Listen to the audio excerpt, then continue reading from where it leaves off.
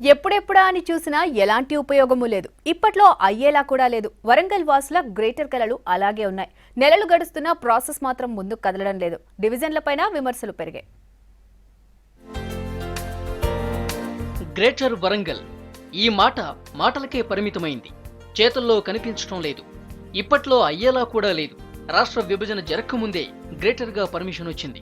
కాకతీయ ఉత్సవాల్లో ఈ sweet news చెప్పింది అప్పటి సర్కార్. కానీ ప్రజల ఆనందానికి ఇంకా రూపం రాలేదు.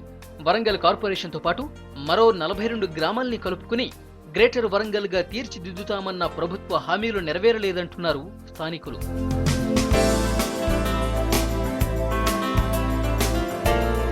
వరంగల్ చుట్టూ ఉన్న మొత్తం 42 గ్రామాలను సిటీలో కలుపుతామని ప్రకటించింది ప్రభుత్వం.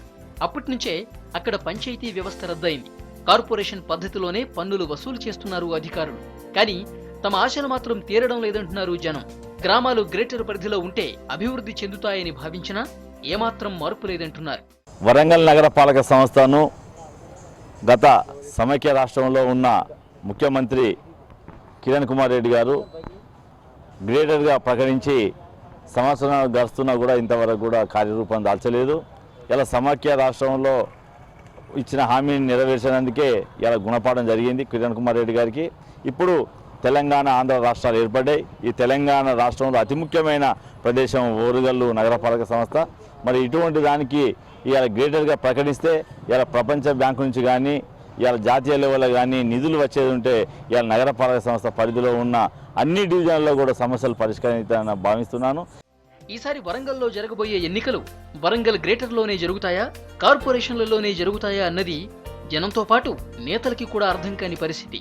ఆంధ్ర వలస పాలన నడుస్తున్నటువంటి సందర్భంలోనే వరంగల్ మున్సిపల్ కార్పొరేషన్ని గ్రేటర్గా గుర్తిస్తున్నామని చెప్పినటువంటి సందర్భంలో వరంగల్ నగరపాలక సంస్థ పరిధిలో ఉన్నటువంటి అన్ని వాడలు అన్ని ప్రాంతాలు చాలా సంతోషం వ్యక్తం చేసినటువంటి పరిస్థితుల్లో కొన్ని చుట్టుపక్కల గ్రామాల్ని సుమారు ఒక 30 నుంచి 24 గ్రామాలని కూడా విలీనం చేయడం జరిగింది.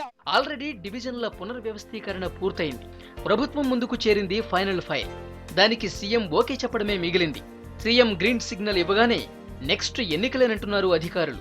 ఈ ఏడాది చివరిలోగా పర్మిషన్స్ వస్తాయంటున్నారు.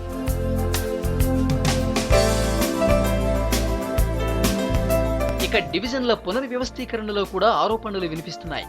కార్పొరేషన్ అధికారులు డివిజన్లు శాస్త్రీయ పద్ధతిలో చేయలేదని మండిపడుతున్నారు. బ్లాకులను కలుపుకొని డివిజన్లు ఏర్పాటు చేశారే కానీ ప్రజలకు సౌకర్యంగా ఉండేలా లేవంటున్నారు స్థానికులు.